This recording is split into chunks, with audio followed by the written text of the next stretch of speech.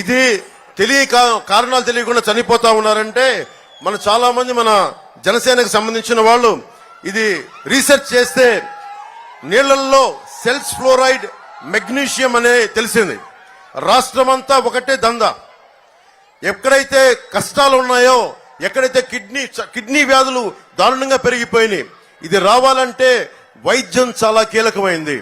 ఆ వైద్యానికి ప్రతి గ్రామంలో, ప్రతి పంచాయతీలో, ప్రతి మండలంలో ఒక ప్రాథమిక ఆసుపత్రి, secondary care hospitals, tertiary care ఇవి తీసుకొచ్చే బాధ్యత జనసేన, తెలుగుదేశం, భారతీయ జనతా పార్టీ కూటమి ప్రభుత్వం తీసుకుంటుంది. అలాగే నది పేరు ఏదైనా కానీ ఇసుక దోపిడీ ఒకటే. మనకి ఇక్కడ బాధితురాలు చంపావతి నది, డెంకాడ, లంకపేట, మునిగిపల్లి, నాతవలస, కోట, భోగాపురం ప్రతి చోట ఇసుక దోపిడీకి అడ్డే లేకుండా పోయింది. ఈ ఇసుక దోపిడీ ఆగాలంటే మనకి కూటమి ప్రభుత్వం రావాలి. పంచాయతీ అనుమతి లేకుండా తన్గుడుమిల్లి లాంటి ప్రాంతాల్లో కూడా విచ్చలవిడిగా గ్రానైట్ తవ్వకాలు, అక్రమ క్వారీ తవ్వకాలు. వాళ్ళ దగ్గర డబ్బులు పెరిగిపోతున్నాయి, మీ దగ్గర డబ్బులు లేవు, మీకు ఉపాధి అవకాశాలు లేవు, మీకు ఉద్యోగాలు లేవు, మీకు సాగునీరు లేదు, మీకు తాగునీరు లేదు. మరి ఎక్కడికి వెళ్తారు మీరు? వలసలు వెళ్ళిపోవాలి, విజయనగరం దాటి, ఉత్తరాంధ్ర దాటి.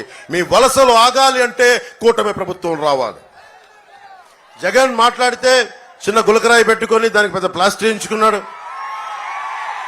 ఎగ్జిబిషన్ చేస్తా ఉన్నాడు. అంటే రామతీర్థంలో రాముల వారి విగ్రహం తల నరికేస్తేనేమో అది గాయం కాదు. కడపలో మీకు తెలిసి ఏం జరిగింది వారి కుటుంబంలో, గొడ్డలు వేటు పడితే అది గాయం కాదు. స్వయాన వాళ్ళ చెల్లెలు అంటా ఉన్నారు, అంటే నీకు ఇంతపాటి తలకి ఇంత గాయం, అది నువ్వు కొట్టుకున్నదో కొట్టించుకున్నదో తెలియదు, కానీ ఆయన మీద గొడ్డల వేటు పడితేనేమో సమస్య కాదు, కానీ నీ మీద చిన్న రాయి పడితే రాష్ట్రం అంతా సమస్య. 30,000 మంది ఆడపిల్లలు అదృశ్యం అయితే సమస్య కాదు. అమర్నాథ్ అనే 15 ఏళ్ల యువకుడు కొంతమంది ఆకతాయిలు అక్క నడిపిస్తుంటే రక్షించడానికి వస్తే వైసీపీ నాయకులు చెరుకు తోటల్లో తీసుకెళ్లి పెట్రోల్ వేసి కాల్ చేశారు. మీకు తెలుసు, చిన్నపాటి వంటలు చేసే ఆడపడుచులకు తెలుసు, చిన్నపాటి నూనె చుక్క పడితే ఒళ్ళు కాలిపోద్ది.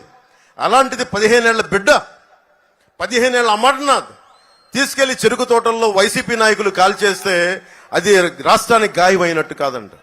అంటే తనకే గాయం. బాబాయిలు చచ్చిపోయినా గాయం కాదు, రాముల వారి విగ్రహం కింద పడ్డా మా మనోభావాలు, మన మనసులు గాయపడవు. ఆయన నుదుటికి చిన్నపాటి గాయం పడితే మొత్తం ఆయన కదిలిపోయాడు, రాష్ట్రం అంతా కదిలిపోవాలి.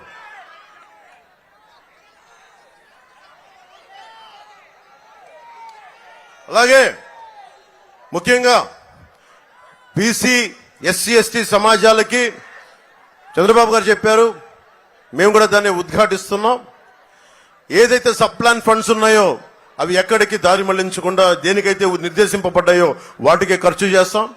అలాగే ముఖ్యంగా 27 దళిత విద్యార్థులకు సంబంధించిన పథకాలు కానీ, అలాగే అంబేద్కర్ విదేశీ విద్యా పథకాన్ని తిరిగి పునరుద్ధరిస్తాం. అది జగన్ విదేశీ విద్యా పథకం కాదు, అంబేద్కర్ విదేశీ విద్యా పథకం కింద దాన్ని తీసుకొస్తాం. అలాగే తూర్పు కాపు సామాజిక వర్గానికి సంబంధించి ఉత్తరాంధ్రలో కాకుండా ఇతర ప్రాంతాల్లో ఉన్న తూర్పు కాపులు అందరూ కూడా ఇతర ప్రాంతాల్లో ఓబీసీలో చేర్చాలి అన్న డిమాండ్ కేంద్ర ప్రభుత్వం మీద ఉంది. తూర్పు కాపులకి మేము హామీ ఇస్తున్నాం, దాన్ని నేనే తీసుకెళ్లి దాని గురించి ప్రత్యేకంగా మేము మాట్లాడుతాం, చంద్రబాబు గారి దృష్టి కూడా తీసుకొస్తాం. నెల్లిమర్ల లోకం మాధవి గారు ఇక్కడ అమెరికాలో ఉండి విజయనగరం ఆడపడుచు మన బిడ్డ అమెరికాకి వెళ్లి అక్కడ బాగా ఉన్నత విద్యాభ్యాసంతో పాటు పరిశ్రమలు ఇవన్నీ ఐటీ ఇలాంటి ఫార్మ్స్ అన్ని ప్రారంభించి మహిళల విదేశాల్లో ఉన్నత చదువులు పూర్తి చేసుకొని అక్కడే ఉద్యోగం చేసి మన దేశం తిరిగి వచ్చి ఎక్కడో హైదరాబాదో బెంగళూరు వెళ్ళాలా వచ్చి మన విజయనగరమే వచ్చారు. మన విజయనగరంకి వచ్చి మిరకిల్ సంస్థ స్థాపించారు. ఇక్కడే కంపెనీ మొదలుపెట్టి కొన్ని వేల మందికి విద్య, ఉద్యోగ అవకాశాలు కల్పించారు. 10 సంవత్సరాలుగా, దశాబ్దంగా మీతోనే ఉన్నారు. ఎమ్మెల్యే కాకముందు నుంచి అనేక విధాలుగా సేవా కార్యక్రమాలు చేస్తున్నారు. ఆమెకి లోకం మాధవ్ గారికి మరింత సేవ చేయడానికి, మీకు సేవ చేయడానికి, మేము ఉండటానికి ఆవిడ్ని జనసేన పార్టీ నుంచి గాజు గ్లాసు గుర్తు మీద నెల్లిమర్ల ఎమ్మెల్యే అభ్యర్థిగా నిలబడతా ఉన్నారు. మనస్ఫూర్తిగా మీరు మద్దతు ప్రకటించాలి, భారీ మెజారిటీతో గెలిపించాలి మనస్ఫూర్తిగా కోరుకుంటున్నాను.